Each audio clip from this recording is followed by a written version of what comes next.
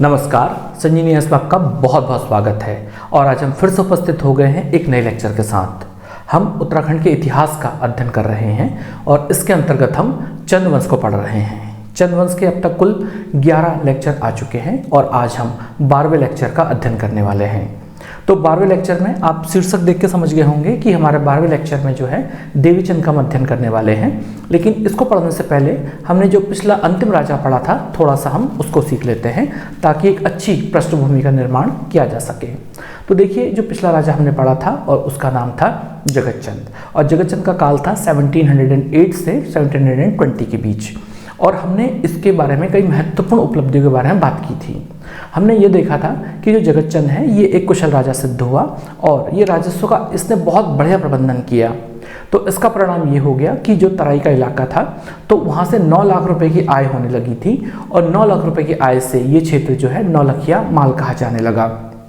इसके अलावा इसने कई महत्वपूर्ण कार्य किए, जैसे इसने 1000 गाय दान में दी थी। इसके अलावा इसने जिस टाइम पे गढ़वाल पर आक्रमण किया था उस टाइम पर इसने 200 सरफियों से उनको गलाकर मां नंदा की प्रतिमा का निर्माण किया था।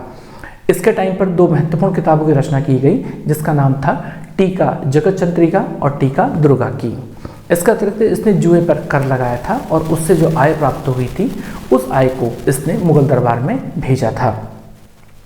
इसके अलावा इसके और भी कई महत्वपूर्ण कार्य रहे और उसके बाद अचानक से यानी आकस्मिक रूप से यह 1720 में इसकी मृत्यु हो गई। और इसकी मृत्यु के पश्चात इसका पुत्र जो है, जिसका नाम देवीचंद है, उसने वो जो है अल्मोड़ा की गद्दी पर बैठा। तो आज हम बात करने वाले हैं देवीचंद के बारे में।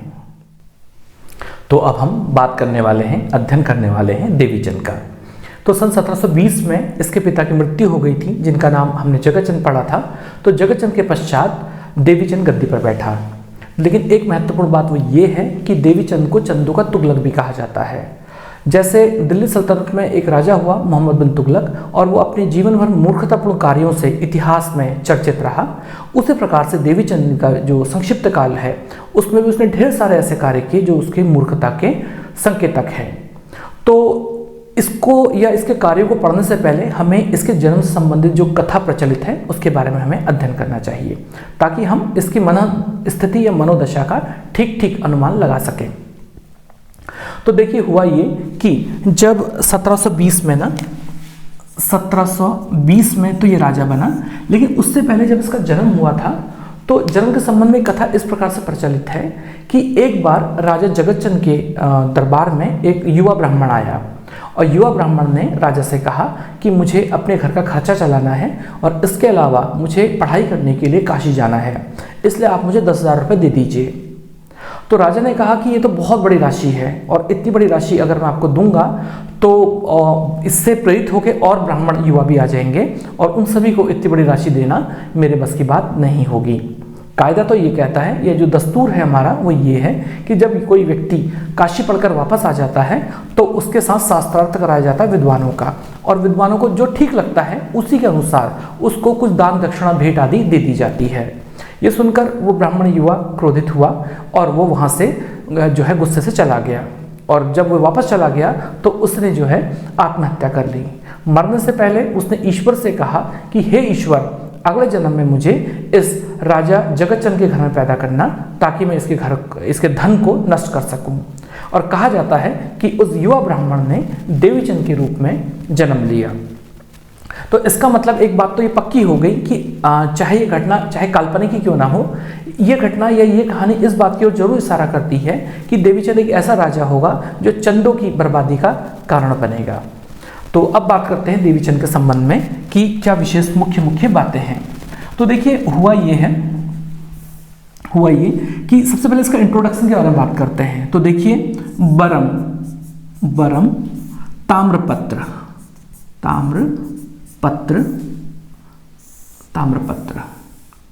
तो देखिए, बरम ताम्रपत्र में ना इसके लिए महाराजकुमार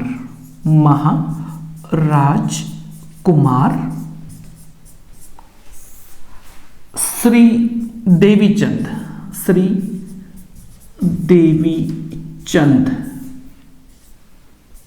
गुसाई शब्द का प्रयोग किया गया है। और इसके अलावा झिजाड़, झाड़ ताम्रपत्र में इसके लिए महाराजकुमार श्री देवीचंद गुसाई जू शब्द का प्रयोग किया गया है। तो थोड़ा मार्कर थोड़ा पतला ले लेते हैं ताकि हम ज़्यादा से ज़्यादा चीज़ों को लिख सकें। तो दो इंपॉर्टेंट प्रश्न तो हमारे लिए यही बन गए। तो देखिए हुआ ये कि जो देवीचंद है तो जैसे गद्दी में बैठा तब से ही इसके उल्टे काम शुरू हो गए। तो हुआ ये कि हमेशा ये चाटुकारों से घिरा हुआ रहता था। तो चाटुकारों ने इसको जो है मक्खन लगाने के, यानी चापलूसी करने के लिए तरह तरह की बातें गढ़ी। तो इससे इन चाटुकारों ने इस राजा से कहा कि महाराज आप जैसा राजा आज तक कभी पैदा नहीं हुआ, बस थोड़ी सी कमी है, अगर आप उसे पूरा कर देते हैं तो आप महान शासक विक्रमादित्य जैसे प्रसिद्ध हो जाएंगे। तो देवीचंद बोला बताओ मुझे कि वो कौन सी कमी है। तो उन्होंने कहा कि महाराज उन विक्रमादित्य के दरबार में या उनके शासन के अंतर्गत कोई भी जो है कर्जदार या गरीब नहीं रहा। अगर ये चीज़ आप अगर दूर कर दें तो आप भी उसी श्रेणी में आ जाएंगे। तो देवीचंद ने ये घोषणा कर दी कि जितने भी ब्राह्मण और बाकी जो उसके दरबारी वो जो लोग थे तो वो लोगों को आमंत्रण दिया कि आप लोग जो है अपने कर्जे को वापस ले, मतलब जो है जितना भी उनका कर्जा है वो उनको उतारने के लिए अपने बही खाते ले आए और वो कर्जा राज्य चुकाएगा। तो ढेर सारे लोग आ गए वहाँ पे और कहा जाता है कि इसने 1 से 1.5 करोड़ रुपए जो है इन कामों में बर्बाद कर दिया। और इसी प्रकार से इसने और भी कई ढेर सारे काम किए। जैसे इसने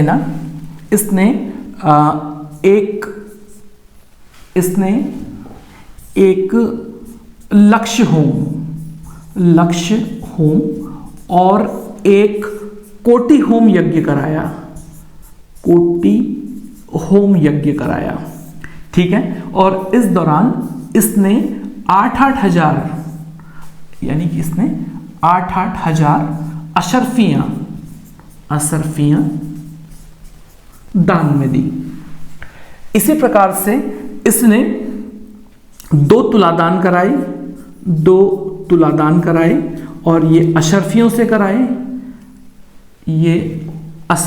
कराए और इसने 4 जो तुलादान है वो इसने रुपए से कराए। इसके अलावा रुपए से कराए इसने 1000 गाय, इसके पिता ने भी ये किया था, गाय इसने दान में दी। तो इस प्रकार से ये ढेर सारा पैसा इसने लगभग 1 से 1.5 करोड़ रुपए अपने पिता का बर्बाद कर दिया।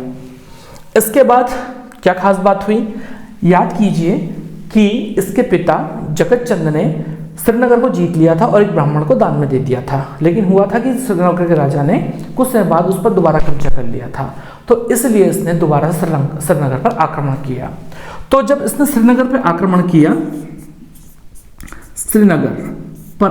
किया और जब श्रीनगर पर आक्रमण किया तो पवार राजा ने इसको पराजित कर दिया और ये अपनी जान बचाकर वापस आया। और जब जान बचाकर वापस आया ना तो इसने क्या किया कि अल्मोड़ा के नज़दीक में एक जगह है जिसका नाम है हवालबाग। तो हवालबाग में जब ये निवास कर रहा था और ये वापस आया था गढ़वाल से, तो एक डांडे मतलब लोकल भाषा में डांडा जो होता है वो वास्तव में पहाड़ी को कहते हैं। तो एक डांडे में ये चढ़ा और चढ़ने के बाद इसने अपनी तलवार ढाल से यहाँ लड़ाई का नाटक करने लगा, स्वांग करने लगा और थोड़ी देर बाद चिल्लाने लगा कि देखो मैंने श्रीनगर जीत लिया। तो इस प्रकार का मूर्खतापूर्ण काम करने लगा। इसी प्रकार से कुछ दिनों बाद ये फिर से हवालबाग के जो है डांडे में वहाँ जो ढेर सारे वहाँ पे पेड़ थे तो ये वहाँ गया और इस डांडे का नाम इसने फतेहपुर रखा। फतेहपुर इंपॉर्टेंट है सारी चीजें। और इसने आदेश दिया अपने सेवकों को कि इस पेड़ों को ठंड लगती होगी इसलिए इन पेड़ों को कपड़े से ढक दिया जाए। और सेवकों ने ऐसे ही किया और तमाम जमीन को गलीचों और दरियों से क्या कर दिया, ढक दिया गया। तो तमाम सारी चीजें कही और फिर इसने घोषणा करी कि जिन लोगों को जो मतलब गरीब लोग हैं वो इन पेड़ों को लूट ले, जिसके इन कार्यों के पीछे कोई सेंस नहीं था। तो इस प्रकार के इसके उल जुल काम किए जा रहे थे। ठीक है। अच्छा, इसके अलावा देवीचंद और क्या काम कर रहा था? तो जो देवीचंद है इसके उल जुल कामों की लिस्ट बहुत लंबी है। जैसे अगर हम बात करते हैं आगे, तो एक बार ना ये जो देवीचंद है देवीचंद। तो इसके टाइम पर एक अफगान आया, अफगान, और उसका नाम ना दाऊद खां था, दाऊद खां था, और इसने दाऊद खां को अपना सेनापति बना लिया, सेनापति बना दिया और उसकी खूब अवभगत की। इसी तरह से एक घटना ये घटी कि दिल्ली का एक शाही राजकुमार जिसका नाम था साबिर शाह, वो भी इसकी शरण में आया, साबिर शाह। और जब साबिर शाह आया तो साबिर शाह ने इस देवीचंद से कहा कि ये बढ़िया अवसर है, हमें क्या करना चाहिए कि मुगलों के विरुद्ध विद्रोह कर देना चाहिए और रोहिलखंड पे अधिकार कर लेना चाहिए। तो इसकी इस उलझुल योजना पर यह सहमत हो गया और सहमत होने के बाद इसने दाऊद खां को ये कार्य सौंप दिया। सेना तैयार की गई, पैसा लुटाया गया और उसके बाद जो है ये रोहिलखंड पर आक्रमण करने के लिए चल पड़े। और मुगल राजा ने अजमत खां को सेना के साथ भेज दिया और नजीमाबाद के नजदीक युद्ध हुआ और इस युद्ध में ये जो देवीचंद है ये पराजित हो गया, देवीचंद पराजित हो गया और ये जो दाऊद खां है ये मुगल सेना से जाके मिल गया। तो बड़ी मुश्किल से देवीचंद वापस अल्मोड़ा में अपनी जान बचाकर वापस आया और इस प्रकार से ये जो देवीचंद है ये क्या है, फिर से इसकी योजना विफल हो गई। और जब इसकी योजना विफल हो गई तो उसके बाद क्या हुआ, अब जब इसकी उलझुल हरकतें चल रही हैं और ये कुख्यात या विख्यात हो रहा है, तो ये रहा उत्तराखंड, जिसमें ये रहा कुमाऊं का क्षेत्र, ये रहा गढ़वाल का क्षेत्र और यह डोटी का क्षेत्र। तो देखिए डोटी और ये जो गढ़वाल है ये सदैव से इन जो कुमाऊं के लोग हैं उनके साथ ही युद्धरत रहे थे। तो चूंकि मूर्ख राजा बैठ गया है तो इन्होंने कहा एक बेहतर अवसर है, तो इसलिए इन दोनों ने आपस में हाथ मिला लिया और उसके बाद अब इन पर आक्रमण करने की तैयारी हो रही है, यानी कुमाऊं पर आक्रमण करने की तैयारी हो रही है। तो इसका परिणाम ये हो गया कि ये जो देवीचंद है, तो इस देवीचंद ने इस गुट को तोड़ने के लिए इस डोटी से संधि कर ली और उसके बाद इसने गढ़वाल पर आक्रमण कर दिया। और जब इसने गढ़वाल पर आक्रमण कर दिया तो अब युद्ध शुरू हो गया, युद्ध आरंभ हो गया और अब युद्ध जारी है। लेकिन कुछ समय बाद क्या हो गया कि जाड़े यानी शीत ऋतु शुरू हो गई और जब ये शीत ऋतु शुरू हो गई तो ये युद्ध को बीच समय में छोड़कर ये अल्मोड़ा वापस आ गया, ताकि ये तराई में एक जगह है जिसको कोटा कहते हैं और आज काशीपुर कहते हैं। तो तराई में इसका महल है जिसे देवीपुर कहा जाता है और अब ये इस महल में आना चाहता है ताकि ये तीव्र ठंड से बचकर वहां पर धूप सेक सके। और इस प्रकार से अब इसका जीवन का एक महत्वपूर्ण चरण जो है आरंभ होता है। तो अब राजा देवीचंद का काफिला अल्मोड़ा से देवीपुर की ओर चल पड़ा है। तो देखिए हुआ ये है कि ये जो राजा है तो इसका एक किला है काशीपुर, इसे पहले कोटा कहते थे काशीपुर में, और इस यहाँ पर जो है किला है इसका नाम है देवीपुर, इसी ने बसा है नगर और यहाँ पे किले का निर्माण किया है। ठीक है, तो हुआ यह है कि इसका काफिला जो है अल्मोड़ा से चला है, अल्मोड़ा से, और ये देवीपुर की ओर चला है। तो रास्ते में एक जगह है जिसका नाम है काकड़ी घाट, हम में से अधिकांश लोगों ने इसका नाम सुना होगा। तो देखिए काकड़ी घाट जो है, तो ये काकड़ी घाट नैनीताल जनपद में आज स्थित है, कोसी नदी के किनारे है और यही वो जगह है जहाँ पर स्वामी विवेकानंद को दिव्य ज्ञान की अनुभूति हुई थी। इसलिए ये बहुत ज़्यादा आध्यात्मिक और धार्मिक महत्व का स्थल है जिसको हम अलग से किसी वीडियो लेक्चर में पढ़ेंगे। तो काकड़ी घाट में क्या हुआ ना कि राजा के एक गुरु हैं, संत हैं, विद्वान हैं जिनका नाम है हर्षदेवपुरी। तो ये जो हर्षदेवपुरी हैं, पुरी, ये साधु, तो यहाँ पर जो है वो रहते हैं, यहाँ पर उनकी कुटिया है और ये राजा देवीचंद के गुरु हैं और गुरु जी अपने शिष्य को बहुत ज़्यादा प्रेम करते हैं। तो वो बड़े प्रसन्न हुए और प्यार से बोले कि देवुआ, देवुआ कह के बुलाते थे। तो ये कहा कि देवुआ कहो कैसा आना हुआ। तो राजा ने कहा कि महाराज हर साल की तरह आज भी मैं जाड़े में जो है धूप सेकने के लिए कोटा यानी कि काशीपुर जा रहा हूँ। तो हरदेवपुरी ने मना किया। हरदेवपुरी ने असल में एक दिव्य पुरुष थे और उन्होंने अपने जो है दिव्य शक्ति के द्वारा उन्होंने एक षड्यंत्र को जो है भांप लिया था। अब षड्यंत्र क्या है इसे सुने। तो षड्यंत्र ये है कि राजा देवीचंद के दरबार में दो पिता पुत्र अधिकारी रहते हैं। तो पिता का नाम है माणिकचंद गैड़ा और बेटे का नाम है पूरनमल गैड़ा। तो देखिए ये जो दो अधिकारी हैं,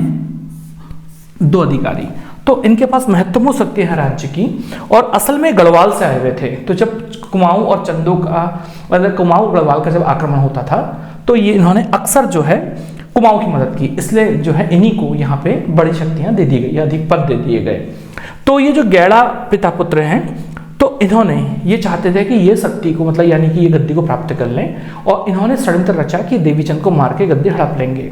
लेकिन दिक्कत ये थी कि अल्मोड़ा में जो कि राजधानी है वहाँ पर सेना थी और वो राजा शक्तिशाली था, तो वहाँ मारना संभव नहीं था। तो इन्होंने ये सोचा कि जब राजा देवीपुर जाएगा जाड़ों में धूप सेकने के लिए तो वहाँ पर नाम मात्र के सैनिक होंगे और राजा को मारना सरल होगा। तो इस तंत्र को जो है गुरु हरदेवपुरी समझ चुके थे अपनी दिव्य शक्ति के कारण, इसीलिए वो अपने शिष्य से मना कर रहे थे कि वो इस बार देवीपुर ना जाए। तो राजा ने कहा देवीचंद से कि जो है तुम्हारी जो प्राण है वो संकट में है और तुम्हें वहाँ नहीं जाना चाहिए। तो जो राजा है उसने इस बात को गंभीरता से नहीं लिया और वो जाने की जिद करने लगा। तो जब वो नहीं माना तो गुरुजी ने अपने कमंडल से थोड़ा जल निकाला और इस राजा को दे दिया पीने के लिए। लेकिन राजा ने जो है उसके जो अधिकारी थे, ये दोनों अधिकारी, इन्होंने राजा से कहा कि आपको ऐसा बाहर का पानी नहीं पीना चाहिए, ये नियमों के विरुद्ध है और आपके स्वास्थ्य के लिए हानिकारक हो सकता है। तो राजा ने मना कर दिया और गुरुजी ने वो पानी कोसी नदी में डाल दिया, या राजा ने वो पानी कोसी नदी में डाल दिया। तो गुरुजी को जो है बुरा लगा इस बात के लिए और गुरुजी ने उस राजा से कहा कि मूर्ख तूने क्या किया, ये अमृत था जो तेरे प्राणों की रक्षा करता है, लेकिन तूने ये नहीं किया बल्कि मछली को दे दिया, अब वो खूब जिएंगी। इसके अलावा कुल मिला के हुआ ये कि राजा चला गया वहां से। तो गुरुजी बहुत गुस्से में आ गए और गुस्से में आने के बाद बोले कि गुस्से में क्रोध में चिल्लाते हुए बोले कि अरे देवुआ तू मर भी जाएगा तो मेरा क्या जाएगा। ये शब्द प्रेम भरे थे। कुल मिला के देवीचंद देवीपुर पहुंच गया और एक रात को मौका पाकर इन दोनों पिता पुत्र ने एक अधिकारी जिसका नाम था रणजीत पटोलिया, इसकी सहायता से इन लोगों ने लात घूंसे मार के राजा को निर्मम हत्या कर दी। तो देखिए सोचने वाली बात है कि राजा की हत्या इस प्रकार से की जा रही है निर्ममता पूर्वक, और राजा जो है मर गया। ठीक अगले दिन क्या हुआ कि राजा जब मर गया तो जो हरदेवपुरी थे वो इस बात को अपनी दिव्य शक्ति से जान गए थे। तो वो सुबह उठे और लोगों को उन्होंने बुलाया और कहा कि मेरा जो पुत्र है, पुत्र समान जो मेरा शिष्य है वो मर गया है, इसलिए अब मैं जी के क्या करूँगा, इसलिए आप लोगों से मेरा निवेदन है कि मेरी समाधि में जो है मिट्टी डाल दीजिए। तो लोगों को लगा कि ये पता नहीं क्या मामला है और हम मिट्टी कैसे डालें, अगर राजा को पता चल गया तो राजा तो हमें मार डालेगा। तो उन लोगों ने ऐसा नहीं किया। दोपहर हो गई और कोई भी व्यक्ति राजा जो हरदेवपुरी है उनके ऊपर मिट्टी डालने के लिए सहमत नहीं हुआ। तो जो हरदेवपुरी है तो उन लोगों कुछ लोगों से उन्होंने कहा कि देखो वो सामने दो लोग जा रहे हैं तो उन लोगों से पूछो वो बता देंगे। तो लोग साइड जा रहे थे तो लोगों ने उनको पकड़ लिया, डराया धमकाया, पूछा कि तुम लोग कौन हो। तो उन लोगों ने कहा कि हम फुलारा हैं। फुलारा मतलब चंद अधिकारी जो होते हैं जो मंदिर आदि की व्यवस्था के लिए फूलों की व्यवस्था करते हैं। तो उन्होंने कहा कि देवीपुर में राजा की आकस्मिक मृत्यु हो गई है, अचानक से मृत्यु हो गई है और हम राजा की कटार लेके जा रहे हैं अल्मोड़ा ताकि उनकी रानी सती हो सके। तो इस प्रकार के लोगों को यकीन हो गया और उन्होंने हरदेवपुरी के ऊपर मिट्टी डाल दी, यानी उनकी समाधि बना दी, और ये समाधि आज भी है। और इस प्रकार से जो देवीचंद है वो अपनी मूर्खता से जो है मारा गया और इस प्रकार से उसे एक संज्ञा दी गई चंदू का तुगलक। तो ये थी कहानी देवीचंद की। मुझे लगता है कि हमारा वीडियो की लेंथ पर्याप्त हो चुकी है। मिलते हैं एक अगले लेक्चर के साथ, एक महत्वपूर्ण राजा के साथ। तो तब तक के लिए आप जो है स्वस्थ रहिए। अपना समय देने के लिए बहुत बहुत धन्यवाद। आपका दिन शुभ हो। नमस्कार।